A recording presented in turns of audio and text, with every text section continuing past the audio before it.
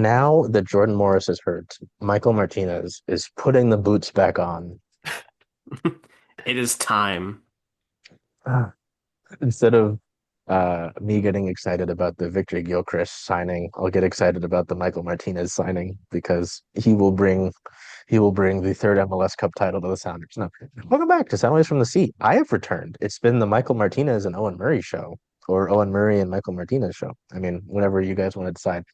Um, it's good to be back with the boys. It feels like the SpongeBob meme where I'm watching you guys from my window while you guys are gallivanting along having fun. Um, I'm this just glad this we started the football club. recording this time, yeah. Oh my God. I was watching that. I was We like, need an what expert is hand. happening? I guess.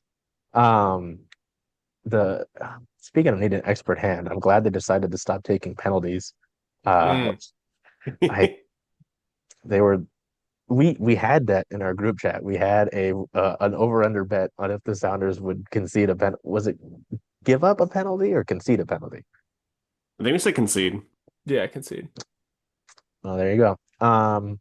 No, we've got the Colorado match to look at, which had its own frustrations, of course, and then the San Jose match, which almost was equally frustrating. Um, yeah, let's go to the Colorado match. This second match of three consecutive where the Sounders have scored three goals, which I'm happy about, but obviously there's more to what this club has been doing than just that. Um, the three-goal lead, that's right. This three-goal lead, the Obed Vargas goal that was coming off of him being named an all-star, you could write the storybook. It was all fun, all great. I don't care that it was deflection. Uh, Albert Rusnak gets one in the 43rd, but at least in the Lumenfield press box, all alone because Michael left me on a midweek match. I was feeling pretty good. I said, "Hey, the Sounders up 2-0. They've got the Orca kit on. It's gonna be the perfect little PR, like new kit debut, get a win, your all-star scores. It's great. Headlines were there. I was ready to put a fluff piece out at that point.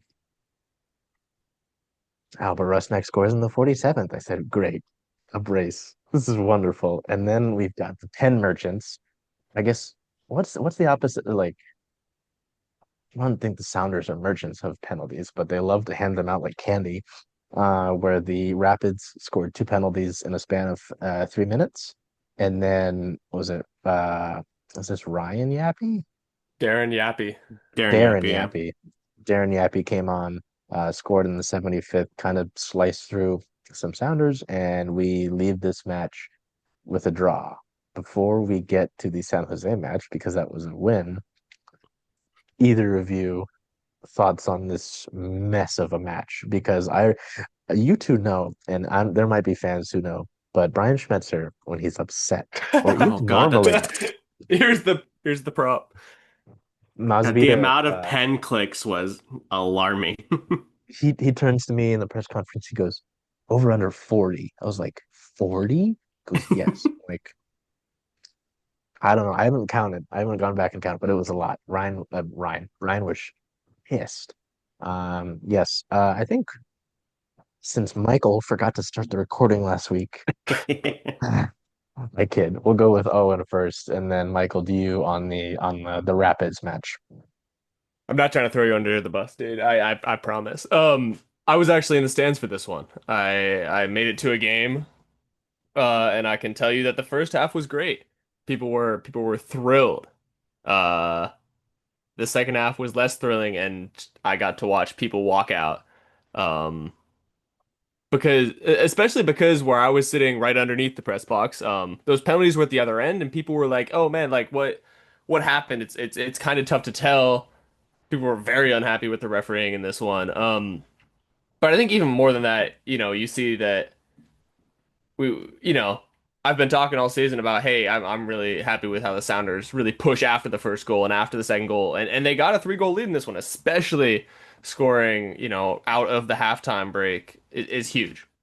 Um, and I think that's why it was so surprising that, this turned out the way it did. Um, I mean, there was a lot of good stuff in this game. The goals were weird. Obed Vargas' goal is a deflection. Albert Rusnak's goal, it's good awareness, but it comes without a goalkeeper in the goal. Um, his goal right after halftime is very well taken. But I think, and I'm curious to see what Brian said about this. Did he talk about taking the foot off the gas? Did any of the Honestly, players? I do not remember that match specifically. At least for me, it's been a crazy past week. I don't think he brought it up, to be honest. I think people were afraid to bring it up in the post-match presser, which fair after the amount of pen clicks that we had. Um, Yeah, I mean, the penalty concession thing is an issue too, obviously. I mean, this was what, four in 2 games, six in the last five. Well, we know they didn't give any up against San Jose, but that is an issue, even if they were soft penalties. do you think it's more of a discipline issue, or do you think it's just unlucky? I think at a certain point it gets past unlucky. And Mike, we talked a little bit about this on the last episode where we were like, hey, like these are soft penalties, but you can't tackle from behind like that. You can't put yourself in a position to make the referee make a call. Um, some of them were tough. The Andrew Thomas one, where he reaches out and kind of, it's tough. I couldn't see it live. I really couldn't. But again, it's trying not to put yourself in positions to make the referee make a decision. Yeah, you don't want to set yourself up for fail, which the Sounders kind of did in that game. Yes. I mean, like this one honestly was great. Sounders though, like in an offensive perspective, 16 shots, 8 on target, like 50% of your shots on target from 16 shots is an unbelievable mark. Like most teams hover around 25%. You don't usually get up to there, and that's great. And four big chances. But three of those big chances were missed. I So mean, there was even what though, the Jesus Ferreira sitter, and then also the Dane Musovski play right after that, like back-to-back sitters. Albert Rusnak missed an absolute sitter right there as well, right in the 6 yard line. Like yeah, it's disappointing. yeah, Like the Sounders could have had five, six in this one. oh, easily, and all in the first half. Yeah. Oh, I mean, the goal scoring, honestly, that was great, though. I think we really haven't seen this level of creation from a Sounders team in a minute. I think we usually see them. We're more used to, hey, let's get up one goal, two goals, and lock it down. And it's something we've talked about. This team being able to go up 3 goals at all, is an asset, and it's one that I hope they continue to push. I think my biggest gripe with this game came from the third goal. Obviously, the penalties they were deserved. They were fouls, whatever else. But like the third goal, when John Bell loses it and he pulls a Nuhu and doesn't track back as quickly as he's supposed to, and then when Reagan is defending Yappy right there in the middle of the box, I get he's on a yellow card. He doesn't want to concede another penalty. But the way he just like keeps stepping back towards Andrew Thomas and not really getting a tackle in until the very last minute when the shot is taken, that was my biggest thing. Like, I get it. You don't want to get yourself sent off. I mean, he was already suspended for this game with the yellow card anyway. But at least get a body and get stuck into the tackle. The ball is right there. There was a chance where he could toe tap the ball away, but I remember the thing I can't when I like went back into the concourse after the first half, I said, "Oh my God, Yamar is the man of the match," because he came back into this game and played one of the best first halves I've ever seen from a center back for the Seattle Sounders. The way he was able to step into tackles is just something that other guys on this team don't have. Like he steps with confidence. Like he's knocking guys over. And we talk about, not putting the referee in position to make a call. He's making fair tackles. He like is getting the ball every time. Um, but he does it with such, like vigor and force. He comes off at halftime, obviously, because of a time restriction related to that injury, and it really doesn't look the same. You see John Bell in there in the second half, and you can see where he's missing. mhm. I mean, Yamar proved that he is still the single most important defender on our team. And I'm Absolutely. so glad he's almost 100% fit. Makes me so happy, especially It's gonna be getting huge. ready for Leagues Cup. Did we? I feel like we talked about him and his importance coming into Club World Cup, right? I feel like that was in one of those episodes because it was Probably. like, or it might have been after the Botafogo match, but it was like, what are these?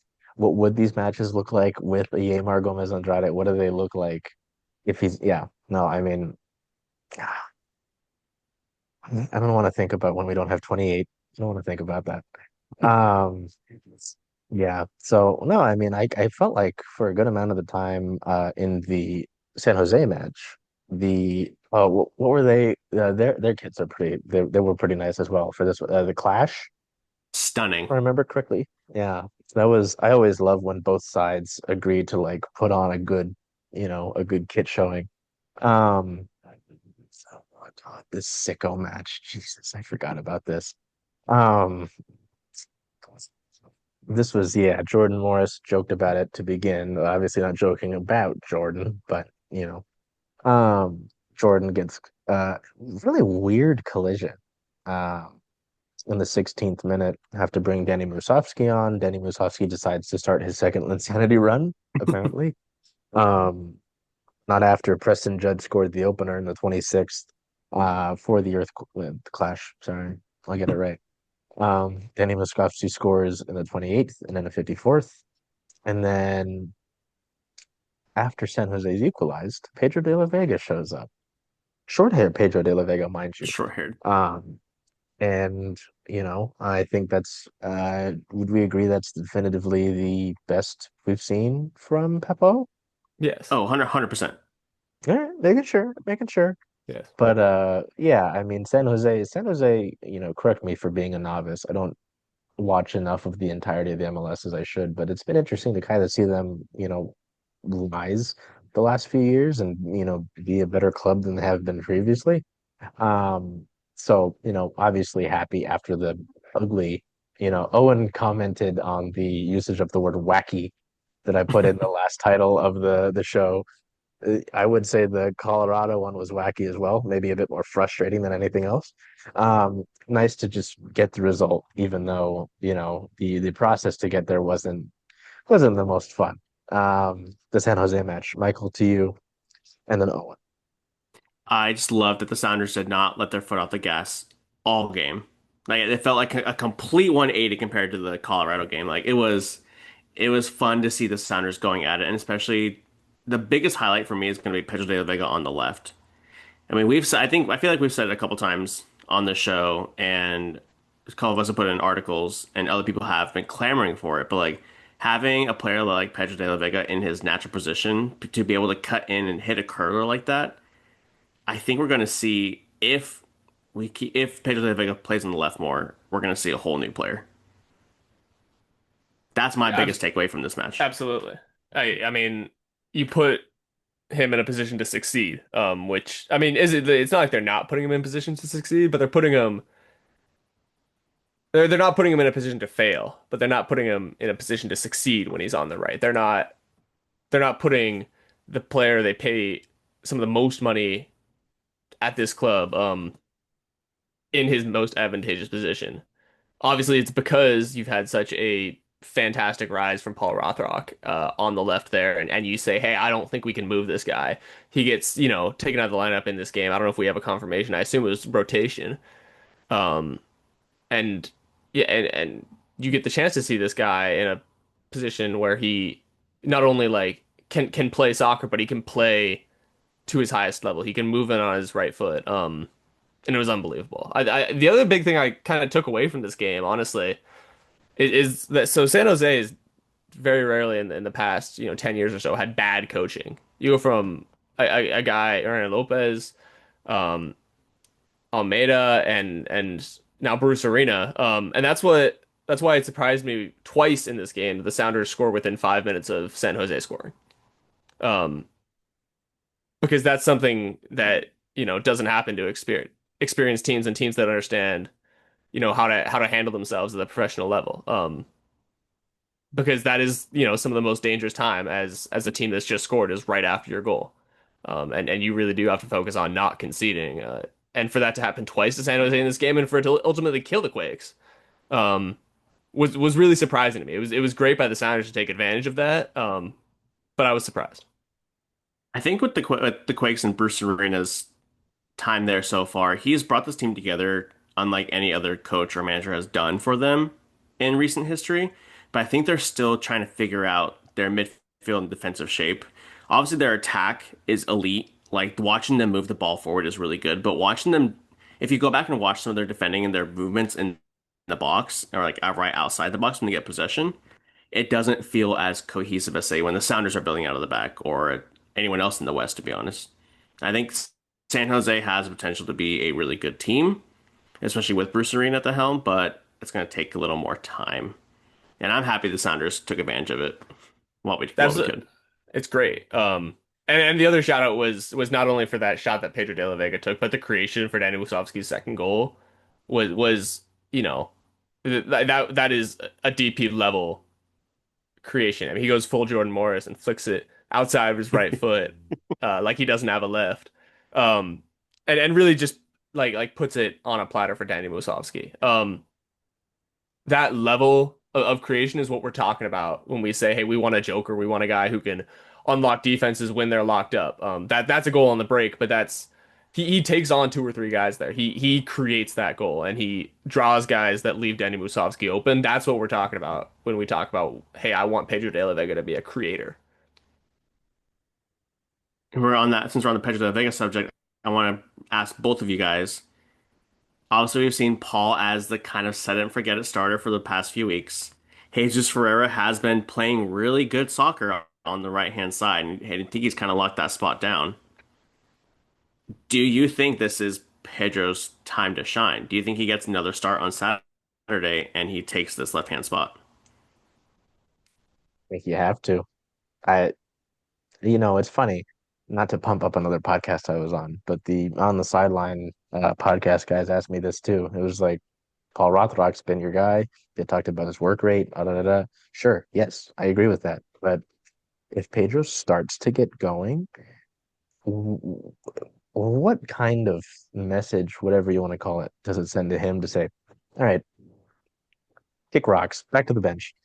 I think you have to. I think you sit him there until he gives you reason not to, or you're gonna need to rotate given how the MLS schedule could be, right? Like you said with Jesus. Jesus has been producing since what, Club World Cup? I think that's got to be it. It's tough, right? Don't get me wrong. I mean, I'm happy to throw in Paul maybe late into a match, right? Maybe give you a fresh look, so on and so forth. It's interesting though too. I know he's not being brought up, Michael, but seeing you comment on Georgie kind of being in the doghouse, it's interesting. It is interesting to see It, him it, it get feels like these it. minutes, right? So, but yes, anyway, sorry to get back on task. Yeah, I'm leave him there.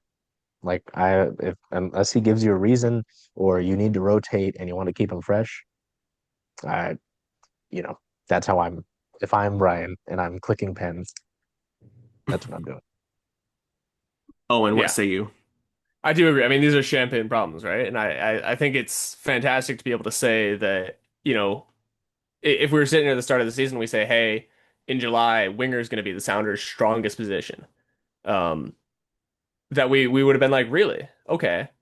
Um, hey, maybe I thought that would have been center back. Hey, I thought that would have been, in the midfield, and one of those guys had emerged. But I believe at least that, you have guys that you can say, hey, you're at least like I can expect a 6 out of 10 from you if I'm gonna put you on the wing from Rothrock, from De La Vega now, if he continues to play like this on the left, from Ferreira, from Kent, from Georgie. I feel confident that if they were to put any of those combinations there, that they would get an average performance. And I don't think we would have said that at the start of the season.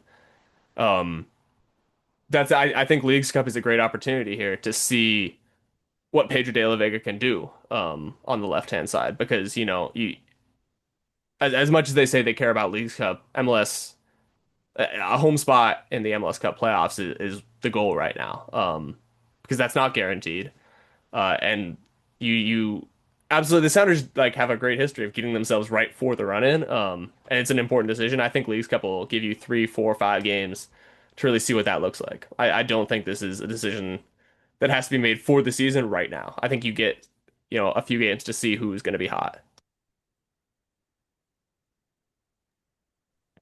Yeah, you talk about wingers. Not something I would have expected. Not something I would have chalked up when Owen and I did like the first few episodes. I want to stick with the attack really quick. Um, I don't know if this discourse needs to happen, but I'm kind of intrigued because, Denny Musovski did score twice in the San Jose match. He's, I think the word serviceable is fair for him, right? But I feel like if you're the Sounders and the option is there, you would like to upgrade. But as Michael reported, I don't think we're getting a young man whose last name is a state to come over here. And so with Jordan Morris out for at least weeks, right? I don't know. I don't think Brian's given a clear timetable. No, Um, I know he had surgery today, and okay. typically, I know Jeremiah from Sounder at Heart said rough minimum 8 weeks, but like every time I look into like an AC joint surgery, like recovery wise, it's minimum, yeah, minimum 8 weeks, but typically it's like 6 to 8 months before people can start coming back to full on activity. I mean, we've seen Jordan Morris come back from freak injuries much sooner and still perform, but I don't know. So yeah, I mean, what do you do up top? I mean, it can't just be Dan. I don't think it can just be Danny the rest of the way, right? What are your options here? I mean, because I'm sure the Sounders have, you know, scouts all over, and I'm sure they have other options outside of Noble, Ohio. But I, I don't know. I just don't like this. If you're gonna be without Jordan, likely for a key stretch here as we get through the rest of the second half. Um, I don't know, guys. That was kind of my thing. I think it's in like our group chat. I was like, "What do you do? No, Ohio doesn't want to be here. You're without a Jordan Morris. What do you do?" That's the question. I think the first thing the Sounders often do in this situation is look, to the youth. Osaze de Rosario still exists, I think. Um, we haven't seen a ton of him recently. I think, you maybe do get a chance to see him soon. You take a look at some of the guys who are with the Defiance. I haven't done too much research into that yet, but that like there are guys there. Defiance lost 6-4 the other day, which bodes well for the attack at very least. And then I think if all else fails, you start looking within the MLS because I really do believe that this is a tough league to come into, especially midseason, especially if you're an attacker.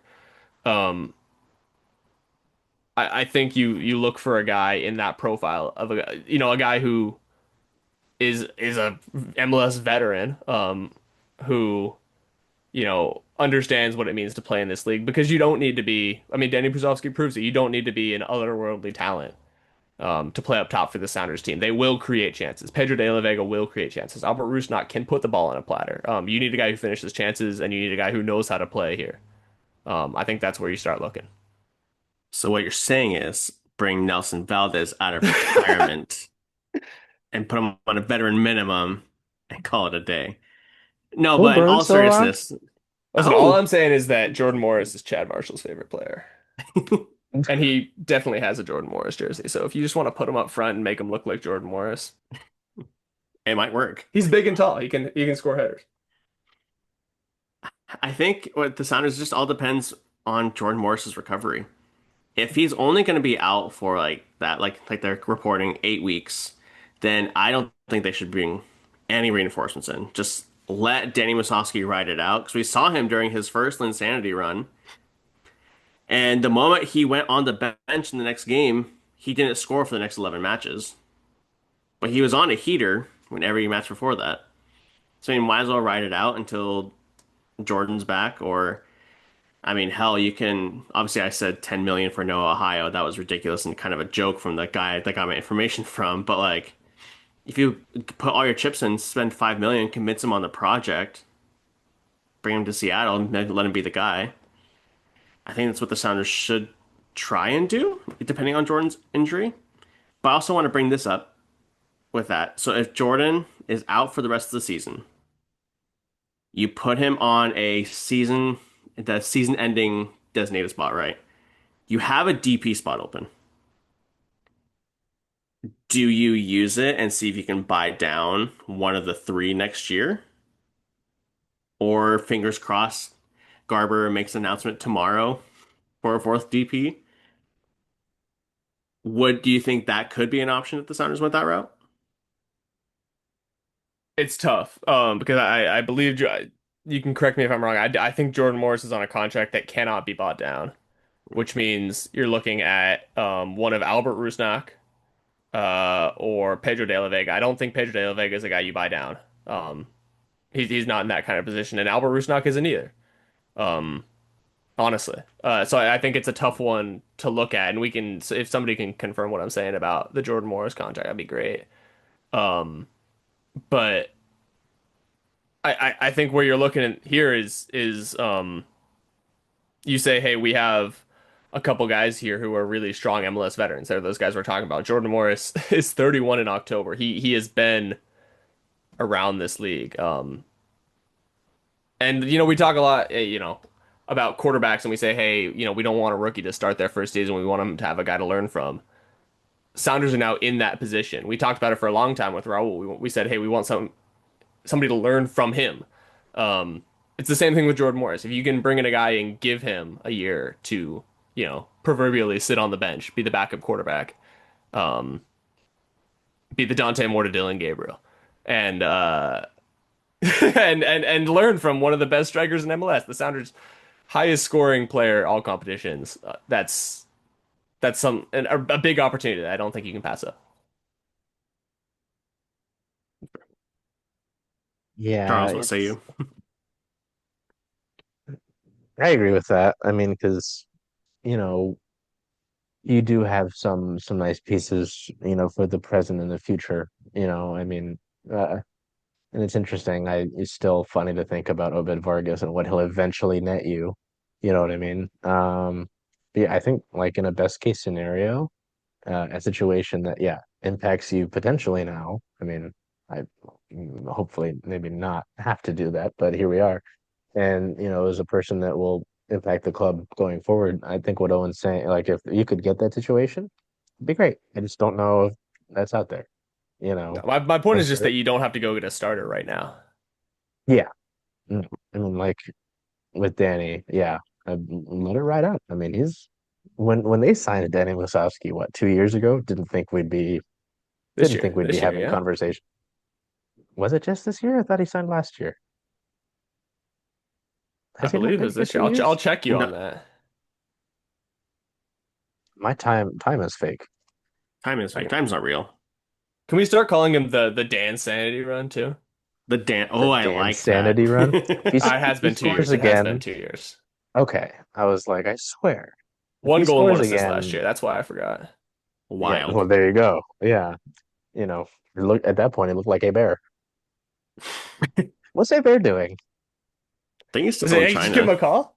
Hey, Hey, brother. Get ready to score a learn couple goals, Chinese. disappear. So I guess I'll talk about a positive injury. Well, positive, not Hmm. positive injury, but an update that came out today actually. In that João Paulo actually will be able to rejoin the club at some point this year, which is not at all what I thought I'd see at any point. Nico Moreno, friend of the show, Nico. I gotta get him on here sometime. I always say that, and I see him at the Sounders matches. He very nice. I've never asked him to do it though. I gotta do that. It's one part of communication, right? Um, said from training today that João Paulo will not be out for the season, and that after getting his knee checked, the ligament was intact. Kind of funny how that works. I don't know how they're just like, oh yeah, it is intact. Um, so we called the procedure that JP got as more of a cleaning. So, um, what is this situation? I mean, does this open anything up for? Because I know, whenever the last time I think I was on the show, we talked about, potentially having to allocate resources to get, maybe another midfielder, or just riding it out with, the depth that you've got. Um, I don't know. Is there a ripple effect here? What do you guys think on that? I'll tell you what it means. It means you can put Christian Roldan on the bench for a game. You can rest God, him. That's a It crazy means you thought. can give this guy who's been playing 90s over and over and over and over a break because he needs it. It looks like it. I know he's looking tired every other game, and it's like poor guy just wants to lay down. Yeah, He's and easy I mean, now. Obed Vargas Workhorse, doesn't get a break right now either. Iron He's at Man. the All-Star game. It's not a Hmm. strenuous thing, but But those are your two starting midfielders. Give Christian Roldan a break, man. Please, at this point. He's Is that 29 a years new or 30 years campaign? old now. Hashtag give Christian Roldan a break. 2 days off. Wow, that's a good pull. Yeah, no, that makes sense. I mean, so I still maybe think that the Sounders should go in for like a U22 defensive midfielder. I think that would just to bring some additional depth in because JP is old. When he comes back from injury, he's going to be even slower than he already was. Like, I feel like the that's slow. Sounders see Danny Leva as more of like a 10 as opposed to a 6 or an 8. That's what I was going to ask about. Yeah,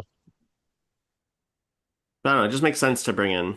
You have the spots, you have the allocation for it. Might And as you well have use guys it. to learn from too, like we were talking about with Jordan. You have some MLS veteran. You have two of the best midfielders of the last decade in your club, and the biggest rising star in midfield. Whether or not he's here when this player comes in. You have guys to learn from. Get somebody in right now. I almost cracked a joke about Josh Atencio, but forgot he's a defender now. Oh, Josh. Good to Oh, see him back. Josh. Good to see him back though for that Colorado game. Seems like he was having a Still good time with the looked boys. weird. Oh, yeah. So I guess before we, look ahead to Atlanta, where are you guys at with the Seattle Sounders Football Club? Excuse me, sorry.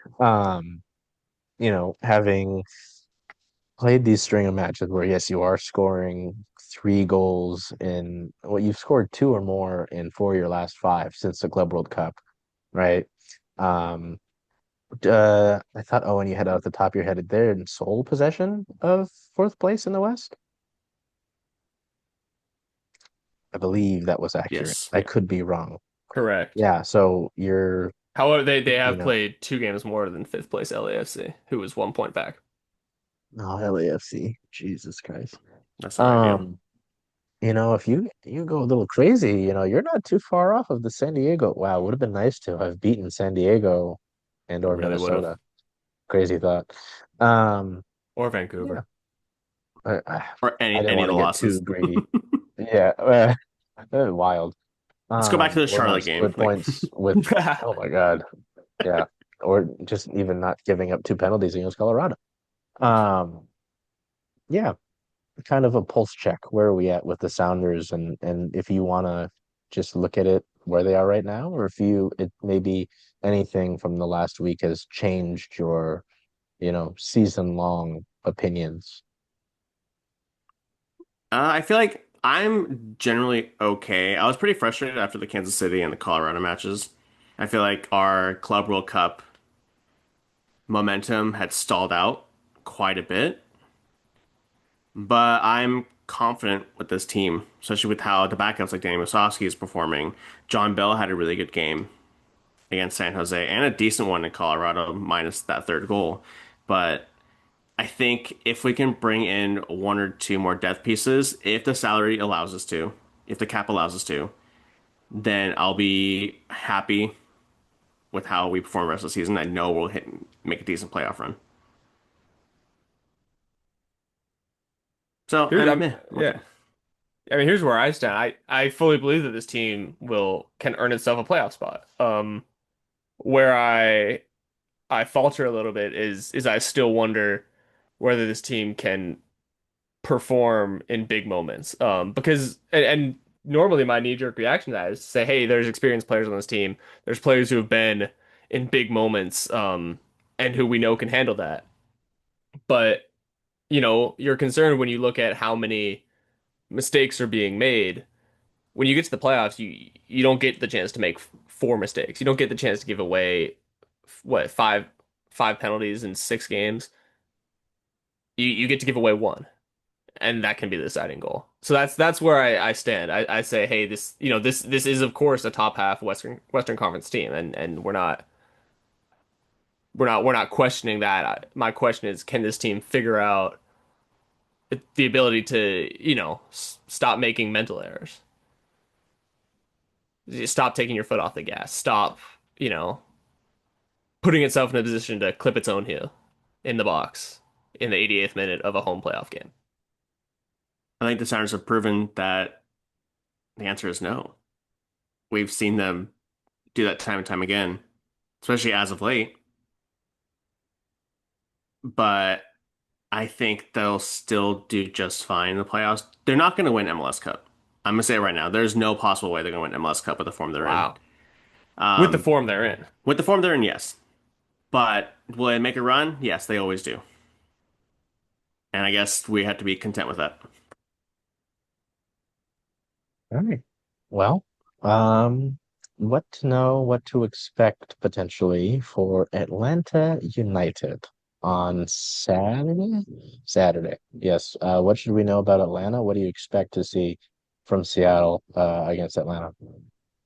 New Who's Mike, take it return. away. New Who's return. I guarantee he's going to be back in the starting 11. Just, I just feel like just based on JB, based on Reed's performance, based on Schmetz's comments after being asked about Nuhu and his behavior, I have a strong feeling we're going to see him back in the 11. He's going to throw him right back in there. I mean, obviously the danger note here is Miguel Almiron. And I think it's good to know that their most dangerous winger will be on the Sounders' right side. Um, that puts the Sounders in a better position to succeed. You're not putting Nuhu in a position to chase a guy, which we know he can do, but again, it puts you in those positions to make mistakes, which is where teams want a player like Nuhu or a player like Reed Baker Whiting. Alex Roldan is not that same type of player. And so I mean that's what you I mean that's the battle really. You want to look at, hey, how does that look? We expect Yamar to be back in the starting lineup for this game. You know, they've got a great striker, but the Sounders the amount of confidence I have after watching Yamar in person, not only like the physical presence he is, but kind of the way he brought that back line together. Um gives me, a lot of hope that there's not a lot of guys in this league who can deal with Yamar. It's not he has to deal with Emmanuel Latte-Lath. It's Emmanuel Latte-Lath has to deal with Yamar. Um, yeah, this is 100%. not a team in great form. When you lost to Charlotte, but you drew the Fire, you drew Toronto, you drew DC. You know, When's the it's last time they won? it's been a That's long time. It's been a minute. I'll find that one for you. But it's the last time they won was May 28th against Orlando. What a That was fall a from great run. They grace. beat Cincinnati there too. But it's been since May 28th. This is not a game the Sounders should be losing. No. Do you think what I want to see some scoreline predictions. I know Wow. we don't like to do this, but I'm just curious. Based on the form of both teams right now, what are we thinking? I do think this is a game where you can expect goals. You know, the Sounders will be focused in this game on, obviously not taking the foot off the gas, but that puts you in a position to concede goals. Um, I will go I will go with another 3-2. Oh, okay. I'm going 3-1. I was gonna go 2-1, but I want to keep the three-goal bit going. Yeah. Fuck it. I'm going 4-1. Wow. Whoa. Who's scoring for Latte you? Guns here. Latte Lott's gonna get a goal for Atlanta. And then it's gonna be a Pedro de La Vega brace, a Danny Musovski goal, and a Ryan Kent goal on the right. Wow. That Oh, on would the just make right. people happy. I know. Feed families. It's about as well as this could go. All I know right. it's not gonna Well, be the scoreline. I'm gonna just have an egg right on my face, but I don't care. That's that. Those are my predictions. if you get the scoreline right, we'll figure something out. We'll do something. So, all right. I get to do the closer finally. Yeah, next match, July 26th at Atlanta, the lovely Mercedes-Benz Stadium, 4:30 p.m. Pacific time. Apple TV, MLS Season Pass. I cannot control the they're on Apple TV. Please stop complaining to me about it. I am not Don Garber. Um, or Messi. Till we see you next time. Take care of yourselves. Be well. Through weekend. Oh, by the time that we're done with Atlanta, we'll get prepared for the Leagues Cup. Ooh, I had to send my Yay. goddamn credential in. Yeah, really. That's how I feel about that. Yeah, till we see you next time. Take care of yourselves. Be well. Do whatever you can to make today a great day. Hey, Charles. Hey, Jen. Hey. So where are you going to watch all of the Sounder away games this year? Away games for the Sounders. Well, since Rough and Tumble is the home of Circling Seattle Sports, I was thinking of coming here if that's okay with you. I think that's a great idea. Go Sounders. Hope we see y'all here.